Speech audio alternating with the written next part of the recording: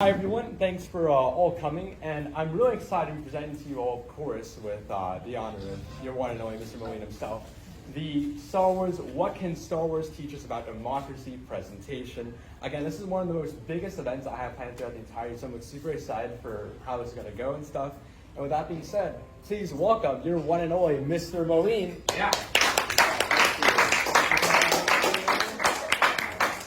All right. So that great insistence from Daniel.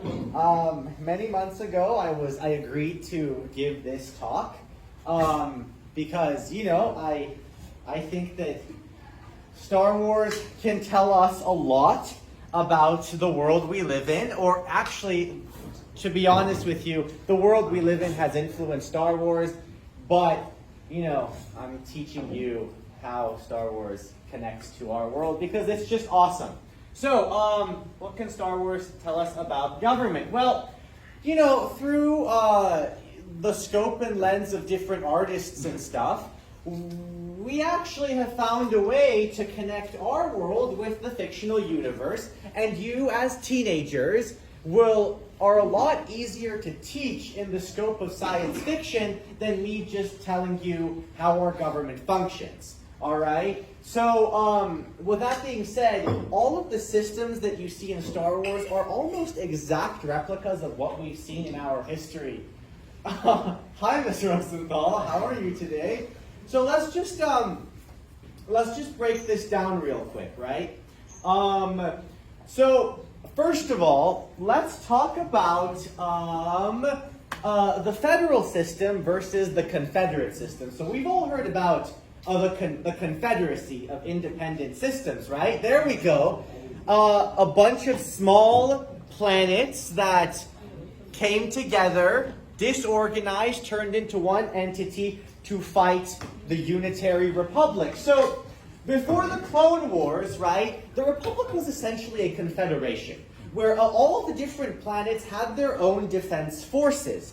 Now, the problem with these defense forces is that they're really, really good when it comes to localized threats because, these defense forces are made up of, volunteers such as all of you, and you want to defend your planet. However, when it comes to a larger, outside, unified threat, you realize that, the Gungans, and then the Ryloth freedom fighters and the Naboo Theed palace security people can't actually stand up to an organized, regimented military force. And that is, that's kind of why the Confederation system doesn't actually work that well, especially in terms of militaries. Now, the connection that we can bring this to is actually the American Civil War. Where, someone's not doing this, I'm doing this.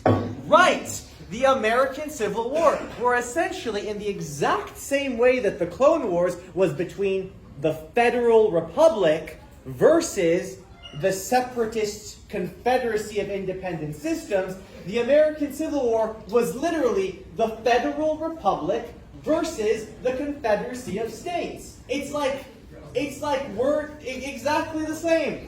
Now, what? We're learning about this in U.S. history.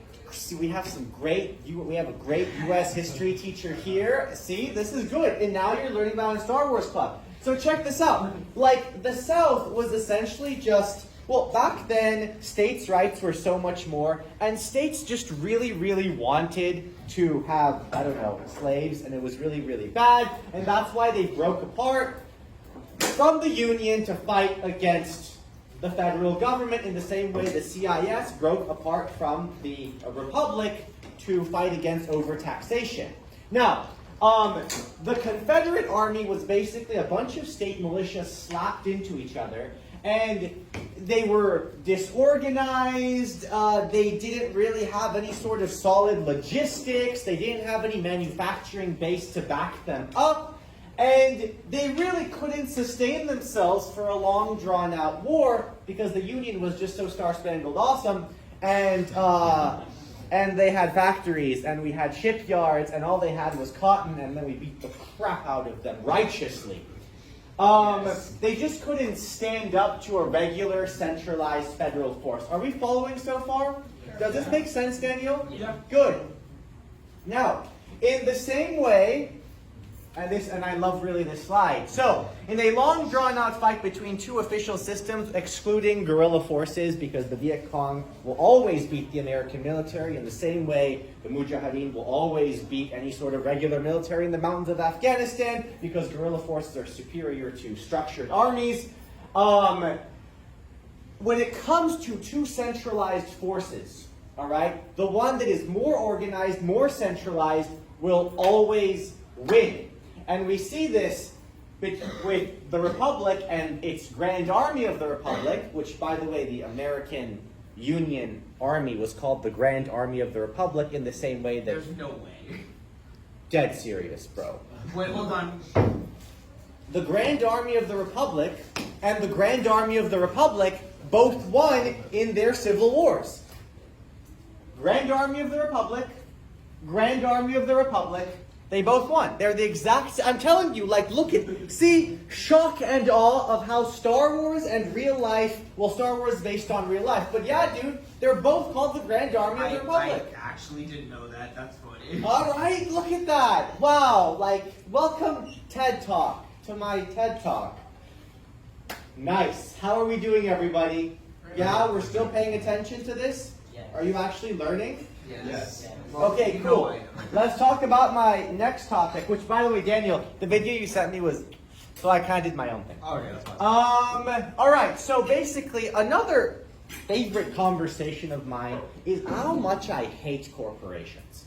All right, especially when our governments give corporations power over us as regular citizens. Now, we saw this in Star Wars. You know, like Morlana Security, they go and beat up on just like the people of, what's the planet that Andor was from?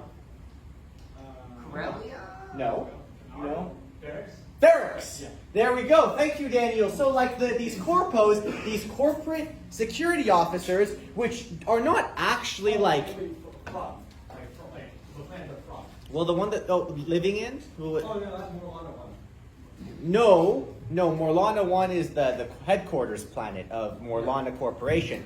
Which planet does Andor live on? Oh, Barracks, yeah. Barracks, yeah, right, that's what I thought. So, okay, basically, our government, all the governments and, you know, all the major governments in our history, and of course, the Empire. Is everything okay?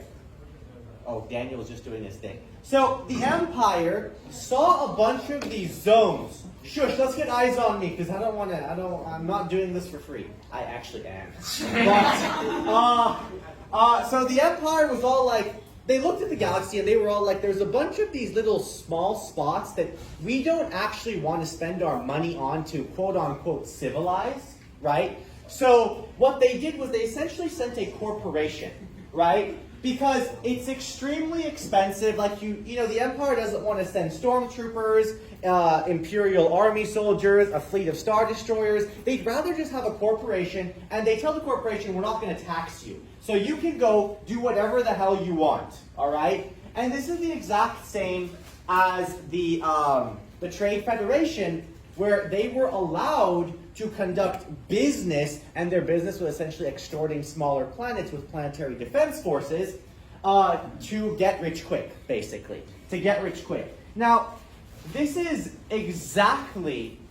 completely based off of, well, the real life example I'm going to show you is the British East India Company, right? God.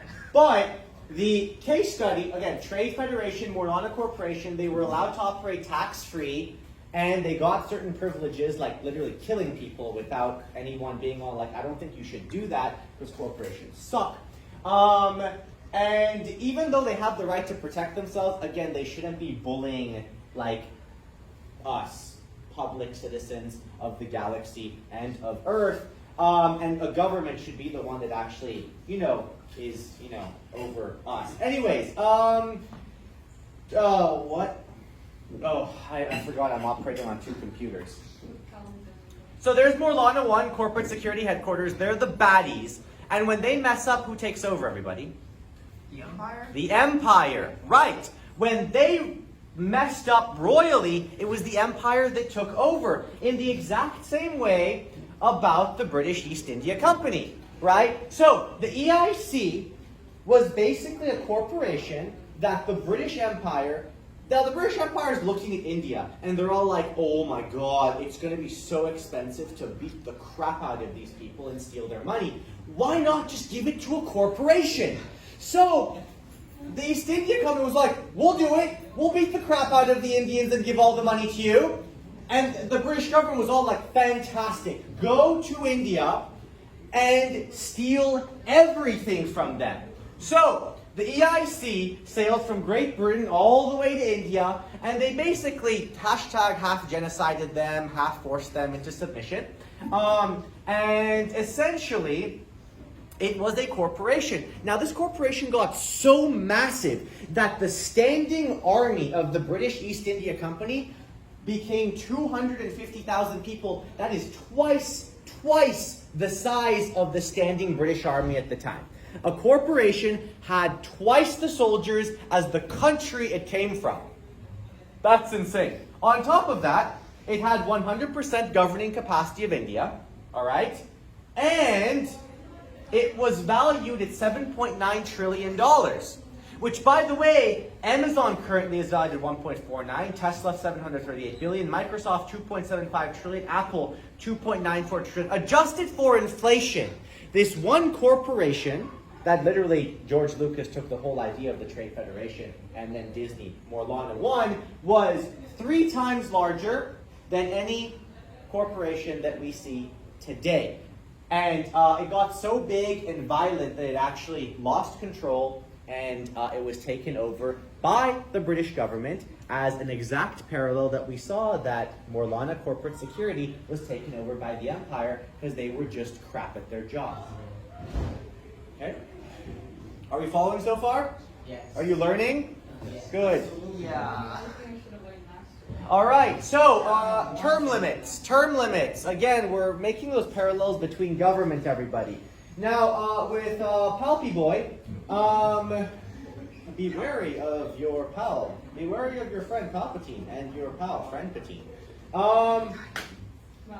He basically had executive power, and then he expanded that executive power to total absolute power, eliminated his term limits, and this is what dictators do, folks. And this, literally, Palpatine is 100% based off of the primary villain in our history, Adolf Hitler. All right? So when Hitler was essentially rising to power, what happened was, at first he became the president, and that was not enough power for him. So what he did was he passed a bunch of laws that got him closer and closer to absolute executive power. All right? Sorry, I'm on 2 computers. So, yeah. So basically, he gutted the German Constitution.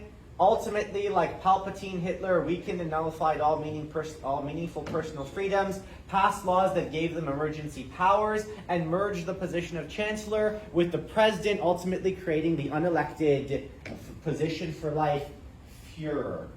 So, a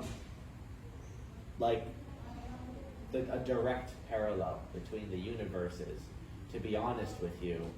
Like, Palpatine used his own orchestrate. If you guys want more history, Palpatine used his own orchestrated Naboo crisis and the Clone Wars to increase his own political power. Hitler burned down the German government building, blamed it on the bad guys, and gave himself more power. We call this the Reichstag Fire Decree of 1933.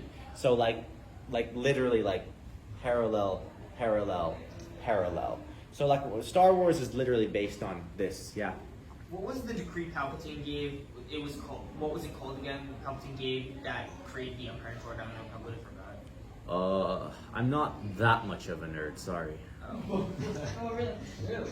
It's like a declaration of something.